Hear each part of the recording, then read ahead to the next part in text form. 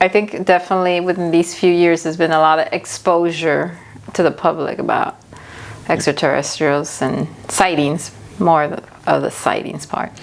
Yeah, it's interesting, like how in the, with everything going on in the world recently, it's the beginning March of last year, how like the government just sort of, made it more known to the public, hey, we want to declassify all these, files and information. And even before 2020, like there was already like History Channel shows on UFO files and that sort of thing. So it's starting to become like, a very popular conversation.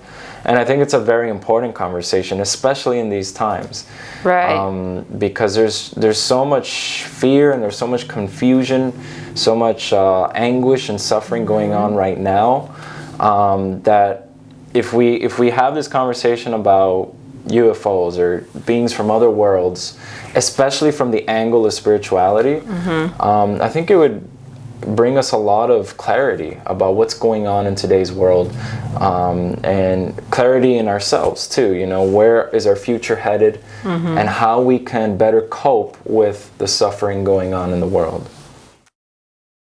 Where does E.T. live? Does he live among us, or do they visit us? Where does E.T. live? Like the one from the movie, like right? Yeah. Well, where do extraterrestrials live, and do they live among us? That's a good question. Okay, so like I would just flat out say, like, as a prelude to answering this question, I don't know if I've met an extraterrestrial. I don't think I have in this lifetime, but I do believe in them like wholeheartedly. I wouldn't be here talking about it if I didn't. I don't think you need to have met one or seen an ET or UFO to believe in them. That's true. I don't think so at all. I think you can have faith in them, and that faith is built around your own logic and your own research and your own just intuitive common sense. So that's how I arrived to believing that we're not alone in this universe and that we have been visited. Where do they live? So, the first question was if they're here now, right? Yeah. So do they? Yeah. So where they live? Okay. Well, so where they live. So a lot of what I understand about extraterrestrials comes from the teachings of my spiritual guru, Dr. George King, and the society. I also get a lot of information from other sources too, which I'll explain. But basically, just going from this solar system, pretty much every planet in the solar system is inhabited, from what we understand.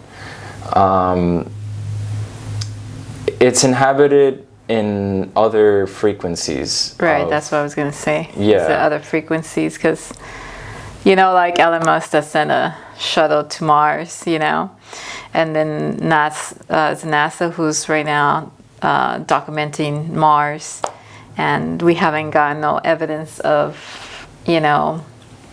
beings, you would say. Right. So.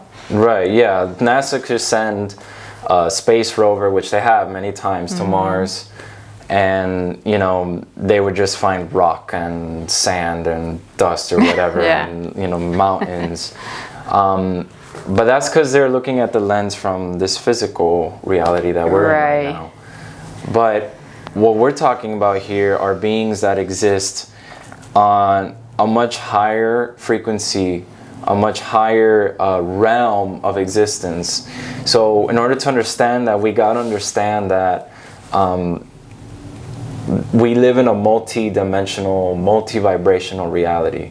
Right. It's my understanding. I'm not a scientist. I don't claim to be at all. But it's my understanding that physicists today, most, if not all physicists today, believe that yes, there is life on other realms of vibration, that there is other frequencies of reality, of physical reality. And we can just really, we can just take the example of spirits or ghosts. Right. A lot That's of a good people, example. millions of people probably by now, they've seen, these spirits. They've seen objects move that they can't explain because a spirit is moving them or a ghost. Right. And what is that? Obviously, it's because they are existing on some reality and coming into this physical one and, doing their thing. So the same could be said about the beings that reside on Mars, on Venus, which there are beings there. They're not necessarily in this physical realm that we're viewing right now through our physical eyes. But if you raise your consciousness upward, you'd be able to see how those planets are inhabited fully. I mean, there's apparently life teeming in these planets. And what these UFOs and ETs do is when they want to be made known to us, they bring down their vibrations and come to this planet. And if you look at some of the videos, footage of UFO sightings, you see that sometimes these spacecraft, they appear and then they blink out and disappear just like that. And they're able to do that because, number one, they have the technology, to make things transparent, make their own vehicles transparent. But number two, they could also be blinking in and out of the physical, vibration that we live in.